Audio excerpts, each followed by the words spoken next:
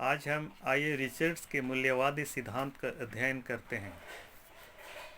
इनका जन्म 26 फरवरी 1893 ईस्वी को इंग्लैंड में हुआ था एवं 7 सितंबर 1979 ईस्वी को मृत्यु हुई। उन्होंने मैगलेन कॉलेज से उच्च शिक्षा का शुभारंभ किया, फिर कैम्ब्रिज में भी अध्ययन किया। उन्होंने हार्वर्ड विश्वविद्यालय से डीलिट की उपाधि हासिल की। उन्होंने अर्थशास्त्र एवं मनोविज्ञान के क्षेत्र से साहित्य में प्रवेश किया। कई सालों तक हार्वर्ड विश्वविद्यालय में अंग्रेजी के प्राध्यापक भी रहे। इनका पूरा नाम इवोर आर्मस्ट्रॉन्ग रिचर्ड्स था। उन्होंने कई ग्रंथ लिखे। द फाउंडेशन ऑफ एस्थेटिक्स 1922 ईस्वी, the meaning of meaning, A study of the influence of language on thoughts, on the science of symbolism 1923, Science and Poetry 1926, The Principles of Literary Criticism 1926, Basic Rules of Scision, How to Read a Page, Practical Criticism सन 1929 ईस्वी। इन रचनाओं में the principles of literary criticism सर्वाधिक लोकप्रिय रही।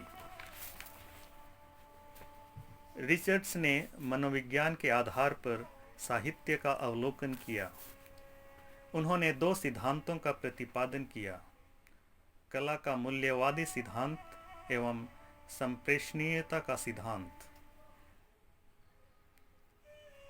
आज हम कला का मूल्यवादी सिद्धांत इसकी विवेचना करेंगे। इससे पूर्व यह अवधारणा थी कि कला के लिए रची जाती है, कविता के लिए होनी चाहिए, किंतु रिचर्ड्स ने कला को जीवन मूल्यों के साथ जोड़ा, अर्थात कला जीवन के लिए है। कला को मानव सुख की अभिवृद्धि में संलग्न होना चाहिए, पीड़ितों का उद्धार करना चाहिए।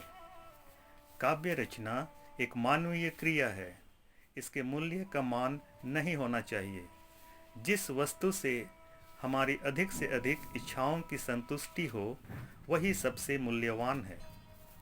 उनका मत है कि आज प्राचीन परंपराएं टूट रही हैं, विच्छिन्न हो रही हैं, मूल्यों का विघटन हो रहा है। तब सभ्य समाज कला और कविता के सहारे ही अपनी मानसिक व्यवस्था और संतुलन बनाए रख सकता है।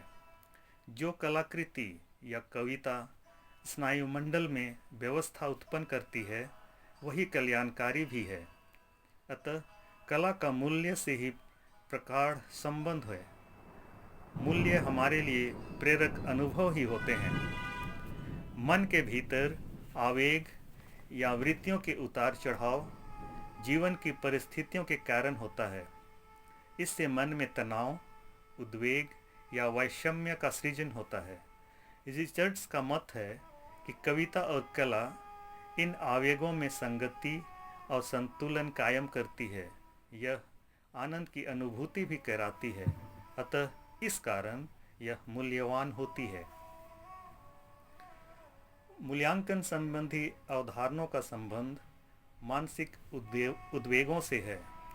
सामान्यतः इसके दो भेद होते हैं, प्रवृत्ति मूलक, जिसके अंतर्गत भूख, तृष्णा, वासना आदि आते हैं। दूसरा है निवृत्ति मूलक, अर्थात घृणा, निर्वेद, वितृष्णा आदि।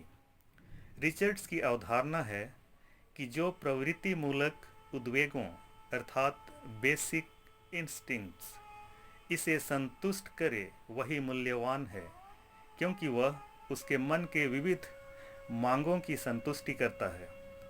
वे आवेग अधिक महत्वपूर्ण हैं जो दूसरों को क्षति पहुंचाए बिना अपना विकास करते हैं।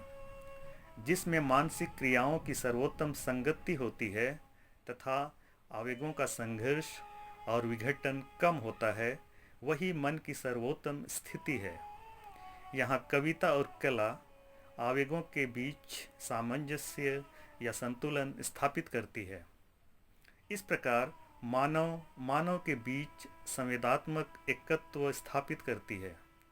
भारतीय मत के अनुसार इसे साधारणीकरण कहा जा सकता है।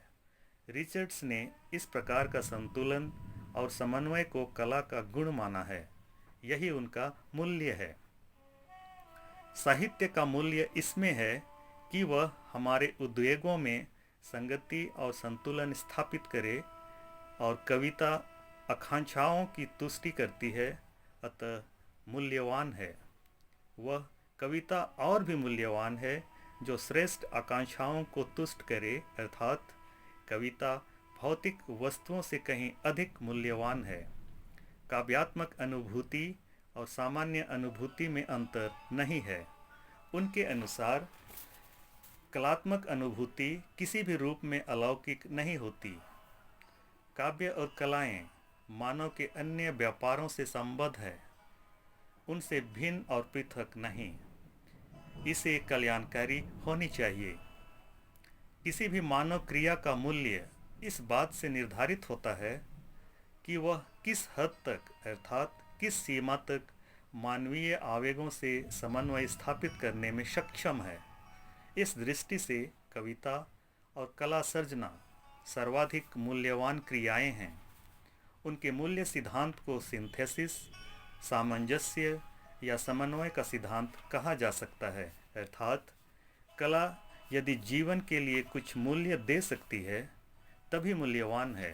अर्थात यह कहा जा सकता है कि कला कला के लिए नहीं, वरन कला जीवन के लिए है। इस प्रकार हमने रिचर्ड्स के मूल्य सिद्धांत का विवेचन किया।